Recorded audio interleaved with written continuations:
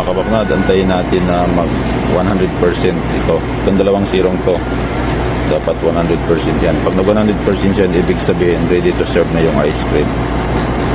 Okay, yan, okay na mga kabaknad. Nag-off na yung ating machine, automatic off. So 100% na siya, ibig sabihin ready to serve na yung ating ice cream. Yan, kung nakikita naman ninyo. So itatry po natin.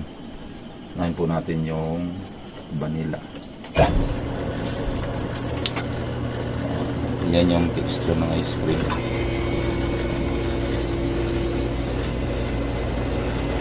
Ito yung strawberry.